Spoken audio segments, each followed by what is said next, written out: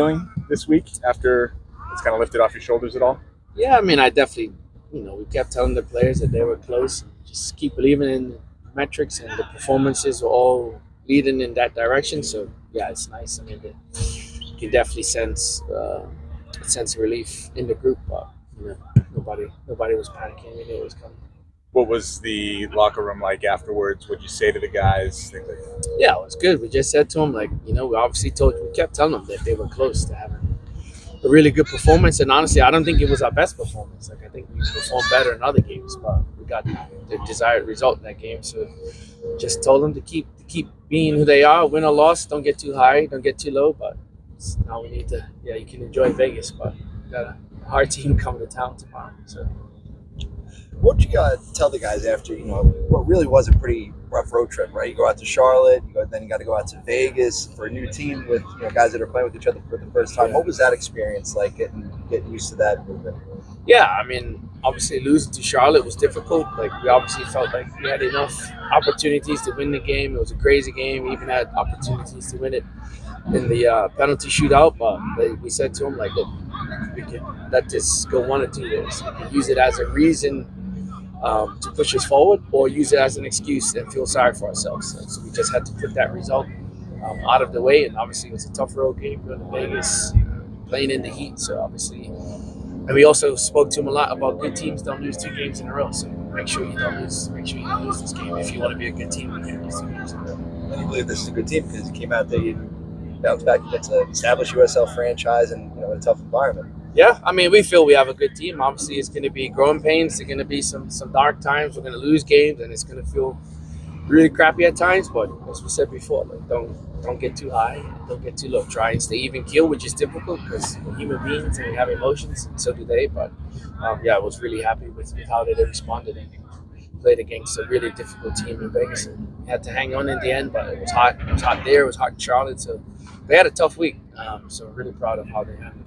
Speaking of responding, was it more of the players just kind of bringing out their full potential in this one, or was it some adjustments that you made coming out of the Independence game? No, I just think it was, like, kept saying to them, we're close. Like, it's life, it's the game. Like, sometimes things are going to go your way when they should, and sometimes they're not. So, we certainly rode our luck at points in that game in Vegas, but we're hanging on, but we also played really well in the first half, and we're up 2-0, so we could allow them to have the ball more.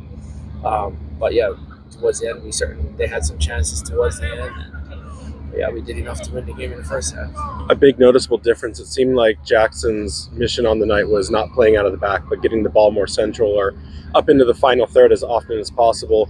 Was that something that you wanted to see different, or was that Jackson taking command of recognizing what needed to happen on the pitch? I think it's more so the conditions of that field. That field is tiny. It's 110 by 70, so it's 2 yards away from being as small as it can be. So it was, to be able to play out there would have been difficult, and also taking advantage of one of his assets. Like, he could kick that ball the entire field. So, obviously we don't want to be a team that's direct all the time. Like, I feel like we need to have balance, but the conditions of the field, the way it's set up, just led for that to be that way. And how'd you feel about winning Coach of the Week honors at USL? I mean, that's nice, but they play the game. Like, we have a big staff. They all do their part. So yeah, it was nice, but yeah, it's certainly not just about me. It's everybody else over there in the staff. Like, they all help so much. They all do their part. So it's just as much for them as it is for me. You're certainly not the first one to get USL Team of the Week, though, too. You got Jackson Lee that made it a couple of times, a couple other guys out on the field. It really has to say something that, a team that's playing in its first year is making such an impact on the league so early on.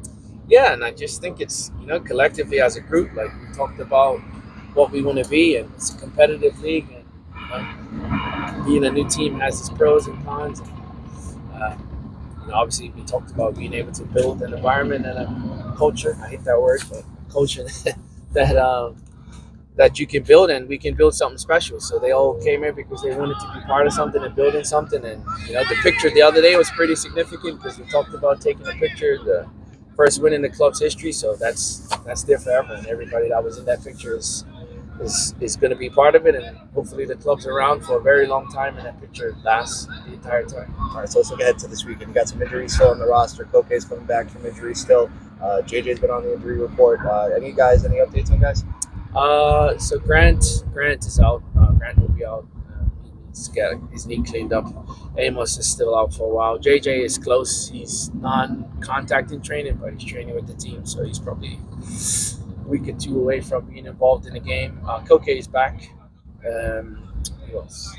Connor has a toe issue, so he's going to be out a couple of weeks as well. How tough is it going to be to make a decision on what to do in net with how well Jackson's playing right now? But going into the season, Koke was also the captain, right? So. Yeah, it's a good problem to have. Like, I'd rather have our problem than not have a really good goalkeeper. And obviously, Koke was injured, and Jackson's obviously filled in really well. But Koke is the club captain, and it's obviously a unique position. So it's probably one you don't substitute, but it's a good problem to have. Like, if we had two good left backs, two good right backs, two good center backs, like it's a good problem for us to have. But yeah, that's my problem. So they just gotta worry about being ready, whoever we call. You're facing the USL 2023 champions tomorrow. What's going through your mind to prepare for this game? What's ahead for you? Yeah, well, I mean, as with every opponent, we try and prepare for them and see what their strengths are and how we can hurt them and how they could potentially hurt us. But we obviously have to focus on ourselves and improving ourselves. So we know the challenges that they're going to bring, but we also feel like we have some qualities that are going to be able to impact the way they want to play. And then after this win, do you feel that this team is in the right direction, or are you still waiting to see if this is something they can consistently build upon week after week?